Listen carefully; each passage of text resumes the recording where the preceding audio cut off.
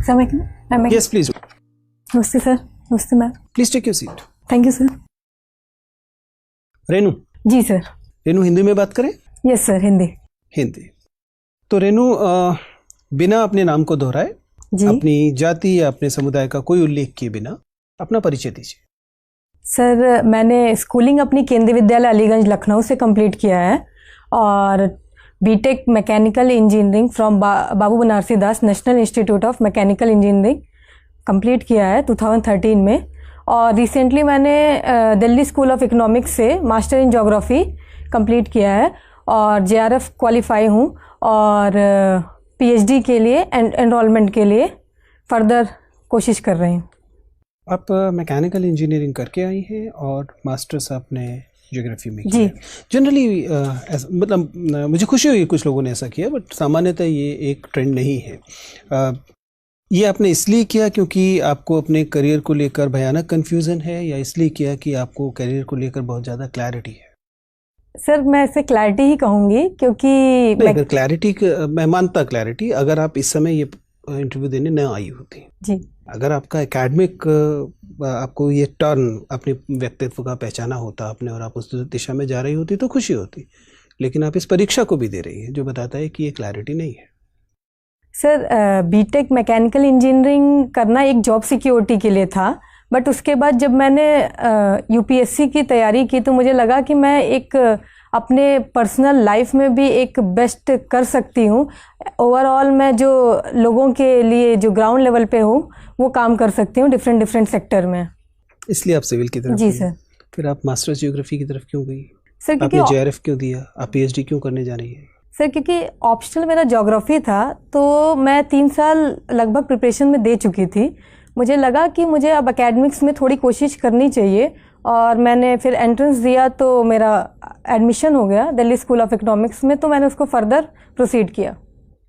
मुझे ये बताइए कि आपने तो थोड़ा बहुत इंजीनियरिंग की है तो वहाँ पर भी आपको सर्वेइंग करनी पड़ी होगी। जी सर, बिल्कुल। आपने मास्टर्स किया है, उस दौरान भी आपको सर्वेइंग करनी पड़ी होगी। क्या डिफरेंस होता है जब हम कार्टोग्राफी के लिए चेनिंग, रेंजिंग या सर्वेइंग करते हैं ज्योग्राफी में, और जब हम इंजीनियरिंग के लिए सर्वेइंग करते हैं?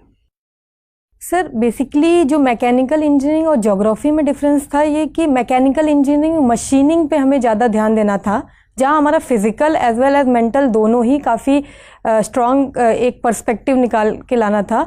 वहीं यहाँ कार्टोग्राफी में हम कंप्यूटर डिज़ाइनिंग और कंप्यूटर रिलेटेड डेटा कलेक्शन और जो डेजर्टेशन में बात करें तो लोगों से रिसर्च के थ्रू हम काफ़ी इंटरेक्ट करते हैं, तो ये दो डिफरेंट था। वहाँ मशीन में था और यहाँ पे हमारा लोगों के बीच में इंटरेक्शन था। आपने विषय रखे हैं भूगोल और डिफेंस? जी sir, defence study.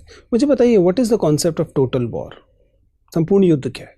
Sir, war को दो भागों में डिवाइड किया गया है। One is limited war, another is total war. किसने दिया कॉन्सेप्ट? सर, क्लॉजविट ने कहा था ये। क्लॉजविट ने के according limited war and total war, limited war तब होती है जब हम केवल सर्टेन रिसोर्सेज यूज़ करते हैं, जिसमें केवल आर्मी हो, नेवी हो और हमारे रिसोर्सेज जो हों वो यूज़ होते थे। लेकिन टोटल वॉर में हम कहते हैं कि एक पिन जो रिसोर्स हो वो भी यूज़ कर दे, जिसमें हमारा साइकोलॉजिकल हो, ह्यूमन हो, मिनरल्स हो, ओवरऑल रिसोर्सेज जो हैं हम यूज़ करते हैं टोटल। एज ए वेमेन, जब आप युद्ध के बारे में पढ़ रही हो तो मुझे बताइए कि is it true, they are feminist writers who have written all around the world, कि युद्ध हमेशा स्त्री विरोधी होता है? किसी भी पक्ष से युद्ध हो रहा हो उसकी कीमत अक्सर स्त्री की देह पर या स्त्रियों को चुकानी पड़ती है। Do you agree as women that no matter what the purpose is, but war will always be anti women? Sir, जहाँ तक मैंने अभी तक देखा है या एक्सपीरियंस किया है और पढ़ा है, इससे मुझे ये पता चलता है कि वुमेन ने भी काफ़ी पार्टिसिपेशन किया है वॉर में। वुमेन के लिए एंटी तो हम नहीं कहेंगे वॉर, क्योंकि But there is no war recorded which has not resulted in rapes of women, of exploitation of women and use of women in so many ways. Sir, ये कहा जाता है कि वुमेन वल्नरेबल होती हैं वॉर के time पे, but other side देखा जाए तो जो वुमेन हैं उनकी सर्विसेज जो मेडिकल हो, आइदर वो खाना बनाना हो या बैक साइड जो हम कहते हैं कि जो पीछे से सपोर्ट करती हैं, वो बेसिकली वुमेन ही करती हैं और उनका फुल सपोर्ट होता है वॉर। Give me a few facts. CM Yogi Adityanath की कॉन्स्टिट्यूंसी कौन सी है? सर गोरखपुर। विधानसभा कॉन्स्टिट्यूंसी गोरखपुर है। गोरखपुर एक लोकसभा कॉन्स्टिट्यूंसी है। ओके सर, अभी तक तो गोरखपुर पता है मुझे। कितनी विधान परिषद सीटें हैं उत्तर प्रदेश में? Sir sorry, Vidhan Parishad is council. हाँ, लेजिस्लेटिव काउंसिल। Council is 404।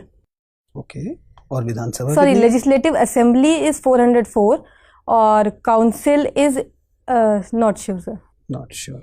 मुझे बताइए कि राज्यसभा में कितने सदस्य उत्तर प्रदेश से आते हैं? 31 सर। और उत्तर प्रदेश की विमेन हेल्पलाइन का नंबर क्या है? 1091। और सीएम हेल्पलाइन का नंबर क्या है? नॉट, नो सॉरी सर, नहीं पता। चाइल्ड हेल्पलाइन का नंबर क्या है? नहीं पता।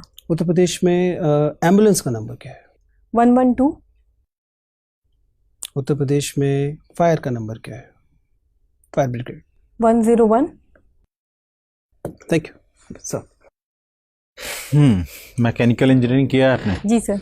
ये MPFI इंजन क्या होता है भाई? Sorry sir? MPFI engine. MPFI engine, ऐसा कुछ पढ़ा था? यस सर, ये एक इंजेक्शन पेट्रोल या डीजल के इंजेक्शन का मेथड है। क्लियर नहीं अभी मुझे।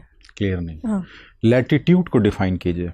सर। लैटिट्यूड सर ये एक इमेजिनरी और आर्टिफिशियल हम लाइन कह सकते हैं जो कि ग्लोब पे बना हुआ है, और ये हमारा हॉरिजेंटल को रिप्रेजेंट करता है। आपने पोस्ट ग्रेजुएशन किया है? जी सर। रिसर्च स्कॉलर हैं, JRF हैं, थोड़ा और टेक्निकल वे में बताइए। Sir it is a imaginary line which is drawn on the globe और अर्थ। कुछ एंगल से इसका रिलेशन है कहीं पे? ये एंगुलर कुछ ऐसा रिलेशन है? हाँ सर लैटिट्यूड जो हमारा इक्वेटर पे है वहाँ पे मैक्सिमम होता है, जब धीरे धीरे नीचे जाते हैं। चलिए, अच्छा प्राइमरी और सेकेंडरी वेव के बारे में बताइए। Primary and secondary wave. तो प्राइमरी वेव, सेकेंडरी वेव दोनों अर्थक्वेक के सेस्मिक वेव्स से हम कंसीडर करते हैं। नेचर में कैसे डिफरेंट है, बस ये बताइए। सर प्राइमरी वेव में दो मेन वेव हैं, जिसमें एक हमारा रिले वेव है, दूसरा लव वेव है। सेकेंडरी में हमारा जो है अनुप्रस्थ तरंगे और अनुदैर्ध्य तरंगे होती हैं, सुना आपने? सर हिंदी नहीं पता। ट्रांसवर्स और लॉन्गिट्यूडनल शायद कहते हैं वेव्स। जी, ट्रांसवर्स सर हमारा जो है वो परपेंडिकुलर होता है, लॉन्गिट्यूडनल हमारा।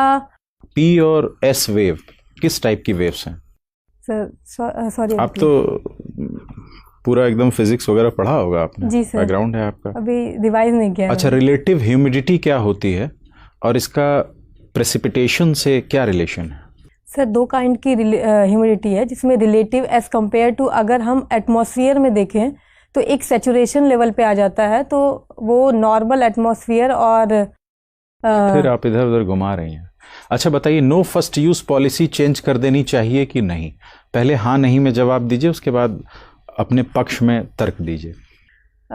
हमें no first use policy change कर देनी चाहिए। क्यों? क्योंकि सर हम देखें तो वर्ल्ड में दो ही कंट्रीज हैं जो नो फर्स्ट यूज पॉलिसी पे काम कर रहे हैं, एक चाइना और एक इंडिया। लेकिन जिस तरह से थ्रेट हमारे इंडियन कंट्रीज पे है, इंडिया कंट्री पे है, वो हमारे नेबरिंग कंट्री जस्ट पाकिस्तान और चाइना है, तो हमें उनको एक साइकोलॉजिकली वॉर के अगर देखा जाए उसको चेंज करने के लिए नो फर्स्ट यूज पॉलिसी जो है चेंज करनी चाहिए।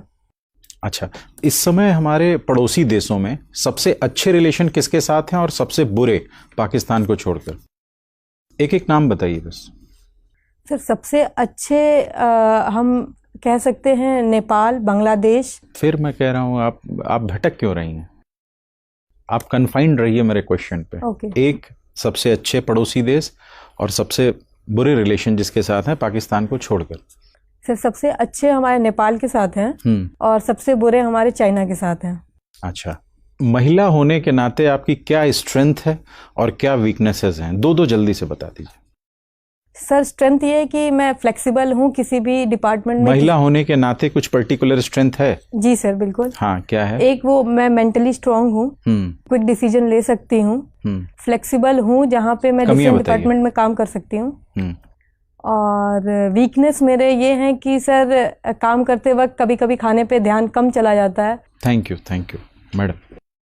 रेनू जी मैम। उत्तर प्रदेश की 5 हाईएस्ट पॉपुलेशन वाली डिस्ट्रिक्ट बताइए। वाराणसी, हाईएस्ट प्रयागराज। पॉपुलेशन है वाराणसी की?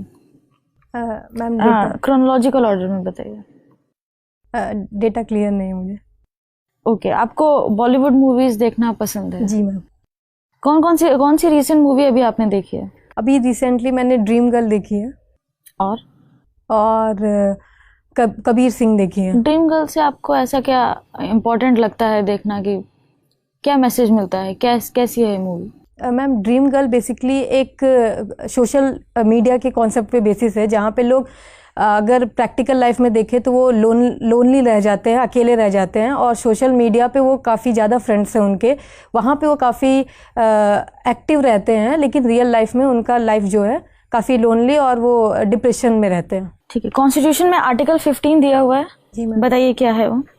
Article 15 is no discrimination on the basis of race, sex, caste, place of birth and religion. Okay. UN General Assembly के बारे में सुना होगा? जी मैम। बहुत ही ब्रीफली बताइए उसके बारे में। यूएन जनरल असेंबली अभी रिसेंटली आगे अभी होने वाला है, जो जिसमें क्या है बेसिक से यहाँ पे 197 कंट्रीज जो हैं अपने आप को रिप्रेजेंट करते हैं। ओवरऑल ये ह्यूमन राइट्स और डिफरेंट ट्रेड या डिफरेंट सेक्टर को यहाँ पे आके अपने कंट्रीज को रिप्रेजेंट करते हैं। ओके। डिक्लेयर्ड फॉरेनर के बारे में जानती हैं? डिक्लेयर्ड फॉरेनर्स कौन होते हैं? No ma'am, sorry. Greta Thunberg का नाम सुना है? No ma'am. Okay. Recently WHO की सुसाइड रिपोर्ट आई थी, आपने पढ़ी उस बारे में? No ma'am. आप अपना गैस बताइए कि इंडिया में सुसाइड बढ़ रहे हैं, ऐसा क्यों हो रहा है? मैम एक तो मैं कह सकती हूँ डिप्रेशन रीज़न है, जहाँ पे और डिप्रेशन होने का रीज़न क्या है? डिफरेंट है। अगर स्टूडेंट है वो तो एक अनएम्प्लॉयमेंट रीज़न हो सकता है, दूसरा फार्मर्स हैं जिनका लोन वेवियर का इश्यूज़ हैं, और वुमेन हैं उनके लिए भी डिप्रेशन का ही इशू है। वुमेन डिप्रेशन में क्यों जा रही हैं? एक तो वो जो है हम कह सकते हैं जो डिफरेंट सेक्टर्स में कुछ करना चाह रही हूँ, या जो वो बेसिकली करना चाहती हैं अपनी लाइफ में वो नहीं कर रही हैं, तो जिनकी वजह से एक आइसोलेटेड प्लेस हो जाता है, उसके लिए हम कह सकते हैं। क्या हम कह सकते हैं कि साइमल्टेनियस इलेक्शन से अकाउंटेबिलिटी डिक्रीज होती है? नो मैम, ये कहना गलत होगा। ऐसा क्यों? क्योंकि साइमल्टेनियस इलेक्शन हमारा एक वन नेशन और वन इलेक्शन की बात करता है, जिसमें जो भी हमारे एडवर्टाइजमेंट होंगे, जो भी हमारे नेता लोग या पॉलिटिशियन उसके बारे में कुछ कहना चाहेंगे, वो एक तरह से वो सब पूरे कंट्री ओवरऑल कंट्रीज तक एक टाइम पे जाएगा। 5 साल में एक बार इलेक्शन हो रहे हैं, बीच में आप गवर्नमेंट को अकाउंटेबल करके ना आप नो कॉन्फिडेंस मोशन ला सकते हैं, ना गवर्नमेंट गिर सकती है, तो एक तरीके से अकाउंटेबिलिटी तो डिक्रीज हुई। बट मैम उससे और भी फायदे हुए हैं, लेकिन अकाउंटेबिलिटी हम कह सकते हैं कि ये। चलिए, लखनऊ का 1857 के रिवोल्ट में कुछ कंट्रीब्यूशन बताइए। लखनऊ का 1857 में मैम बेगम हजरत महल जी का काफ़ी बड़ा रोल था। उन्होंने लखनऊ से रिप्रेजेंट किया था 1857 में। Okay, thank you. आप एक एसडीएम बनना चाहती हैं। कल्पना कीजिए कि आप एसडीएम हैं और आपका जो सब डिवीज़न है वहाँ से बहुत सारे व्हाट्सएप मैसेजेस आने शुरू होते हैं which declare that aliens are sighted in your sub division. There are photographs and it's been circulated all around the district and maybe all around the nation. As a administrator of that place, what are going to be your priorities और आप किस क्रम में क्या कार्रवाई करेंगी? Sir since it is a sir context fake news से related है। You are the administrator, you have to find out. Okay. तो सर इसमें दो शॉर्ट टर्म पे और लॉन्ग टर्म पे मैं अपना को प्रेजेंट करना चाहूँगी। शॉर्ट टर्म पे ये है कि जो भी मैसेज आ रहे हैं या जो भी न्यूज़ हैं उनको हम डिजिटली ही वहीं पे हम रजिस्ट कर सकते हैं। उन्हीं के काउंटर में एक मैसेज हम भी स्प्रेड कर सकते हैं Like the SDM of the subdivision? Yes, sir. Digital. There is no. Because sir. There is no such alien is found. Sorry, sir. No such alien is sighted. This is what the message will be. No, sir. अगर पता करने के बाद, काफ़ी research करने के बाद, अगर जो भी अगर होता है no such alien is found, तो हम उसको क्या करेंगे, डिजिटली ही उसको काउंटर करना पड़ेगा, क्योंकि पर्सनली हम किसी को जाके Can you imagine that there is a message going on that aliens are sighted? Now there is a subdivision office which is saying aliens are not sighted. ये जो मैसेज होगा इसका वास्तविक मीनिंग सरकार लोगों के लिए क्या होगा? The aliens are sighted. If you understand social media, you know it. You getting my point? अगर आप SDM ये कहेगा नहीं हमारे यहाँ एलियन नहीं देखे गए, तो उसका आम जनता क्या मतलब लगाएगी कि एलियन देखे गए, वरना SDM क्यों आके बोल रहा है? नहीं सर, वही चीज़ हमें डिजिटली उनको बताना होगा कि जो भी मैसेज आए हैं उन्हीं को हम काउंटर करने के लिए एक मैसेज स्प्रेड करना बहुत ज़रूरी है कि ऐसा कुछ नहीं है, और अगर होगा भी तो उसके लिए फर्दर हम रिपोर्ट करते रहेंगे मीडिया में. That is the only thing you will be doing? Short term पे सर वो उस टाइम पे यही रहेगा. लॉन्ग टर्म पे कुछ हम सोशल मीडिया को कर्टेल करने के लिए, जैसे व्हाट्सएप के ही कुछ बेसिक फीचर्स हैं जिन्होंने कहा है कि 5 से ज़्यादा मैसेज जो है किसी को स्प्रेड नहीं कर सकते. अगर स्प्रेड करते हैं हम तो उनका एडमिन नेम और कहाँ से स्प्रेड हो रहा है वो सारी चीज़ें पता चलेंगी. तो ये लॉन्ग टर्म है. दूसरा ये है कि हमें अवेयरनेस क्रिएट करनी पड़ेगी कि फेक न्यूज़ और जो भी रिपोर्ट्स हम दे रहे हैं वो गवर्नमेंट की ही अथॉरिटी के द्वारा दिए गए, वो रियल और ऑथेंटिक है. ठीक है, आपसे बात करके अच्छा लगा.